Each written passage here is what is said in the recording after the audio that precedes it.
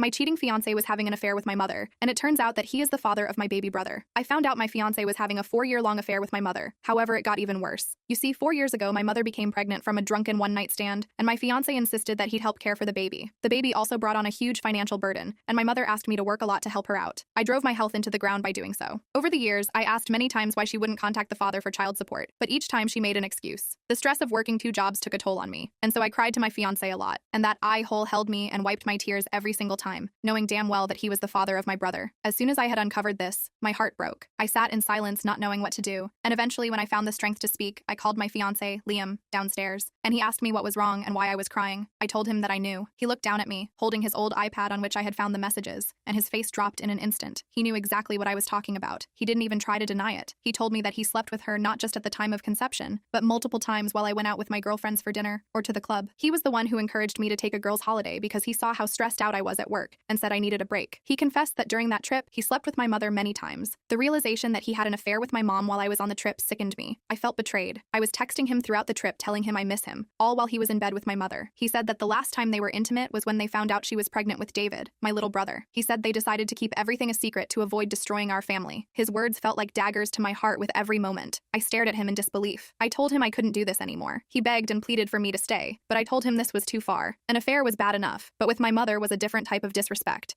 I quickly packed up me and David's bags and called one of my closest friends to ask if we could stay with her. She agreed. Before I left, I told Liam to tell my mom that I no longer wanted to speak to her, and she was dead to me. It hurt my heart to lose my mom and fiance in one day. They were my family, but I couldn't be around them after what they'd done. As I was driving to my friend's house, every time I would look in the rearview mirror, I would see a mini Liam smiling back at me from the back seat. The face was so innocent, but it brought me so much pain. I felt sick every time I thought about how I had cared for my brother, not knowing he was my fiance's child. After a few days of staying with my friend Stacy, Liam showed up at her house. They were talking loudly in her driveway as I was pulling in. He noticed my car and ran up to it. He begged me for another chance and apologized over and over again for cheating on me with my mom. I told him that no matter what he did, I didn't want to be with him anymore. He said that he hadn't touched her since the day she found out she was pregnant, which was over 4 years ago, but I didn't care. I had my mind made up. He then said he'd do anything to get back with me again. He said he'd pay for us to get therapy so we could be a family again. I told him that that wouldn't be necessary since I wasn't getting back with him. He then asked if he could at least see his son, and I said he could see him whenever he wanted. He asked to get him for the weekend with consistent partial custody. He swore up and down that he didn't want to be with my mom anymore. I said no. I was too angry with him. He hadn't cared about my wants or needs or even my feelings, so why should I? He became frustrated and told me this wasn't over, got in his car, and sped off. The days I was staying with Stacy, I didn't tell her why me and Liam broke up, and after that encounter, she was speechless. I led her back inside and told her everything. I made sure David was in his room so he wouldn't hear us. I told her about Liam and my mom and how my ex-fiance is the father of my mom's baby, and she stared at me with her mouth open the entire time. She was beyond perplexed. She told me she was sorry and that we could stay as long as we needed to. She said she was here to support me with whatever I needed, and that she understood my decision not to give Liam partial custody. That night, I felt heard. Stacy comforted me and validated my feelings. I thought that the rest of my family and friends should know the truth as well, especially because I didn't want Liam to spread any lies about me. I posted on our family's Facebook group explaining my side of the story, and even shared the screenshots of the messages that I sent to myself from Liam's iPad. The group chat turned into an uproar. One of my aunts was accusing me of being a liar, while the other side of the family was in support of me. They said they understood now why I had cut off my mom and fiance. My grandparents, who were particularly close to my mom, both told me that I needed to delete the screenshots from the group chat, and I needed to stop spreading lies about their daughter.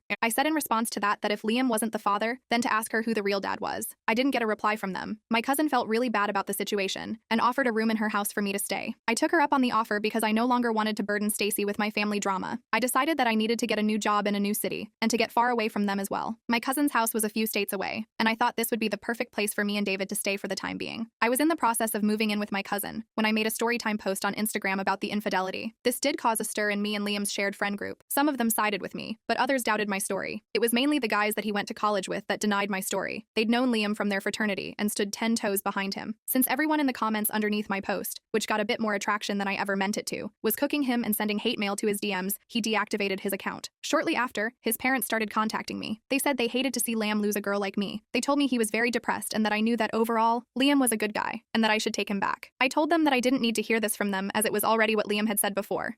They said that they were on his side because he had been faithful for over 4 years now and tried to convince me to take him back again. I told them no once again and asked them not to contact me regarding Liam because I was determined to move on from him. The next few weeks, my mom and my ex constantly tried to contact me. I blocked both of their numbers, but then they'd call from different throwaway numbers or send members of my family to contact me, but I didn't want to hear it. Liam would try to get our shared friends to DM me on Instagram, and every time they'd ask the same question: would you just hear Liam out? I would give them the same answer: no. I didn't want to block them like I did with Liam's parents because, at the end of the day, we were still friends, but I had to look out for me. One day my mom found out I had moved out of Stacy's house into my cousin's house. She showed up and rang the doorbell. Once I saw who it was, I told my cousin not to answer and to leave it alone, but this woman wouldn't stop. She rang the doorbell 20 more times until I finally opened the door. I threatened to call the cops on her if she didn't leave. She said she wanted to talk to me. I said there was nothing to talk about and tried to close the door. She stopped the door with her foot and told me how sorry she was and that she and Liam didn't have anything going on after David was born. I told her again that I didn't care and wanted both of them out of my life. This wasn't 100% true. The truth was I missed my mom. We were best friends before this happened. She had always been there for me growing up, but having a kid with my fiance was too much to bear in our relationship. I asked her to respect my wishes and left. That night, she sent me a long paragraph saying again how sorry she was and blamed her grief for the affair. She said that since the day I brought Liam home, he always reminded her of my father. She said they looked alike and even talked similarly. My father passed in a car accident before I could remember. I didn't have any pictures with him, and the only time I saw him was the wedding photo of him and mom that sat in my grandmother's living room. She went on to say that Liam made her feel exactly like their father did, and it felt like a rekindling of their love again.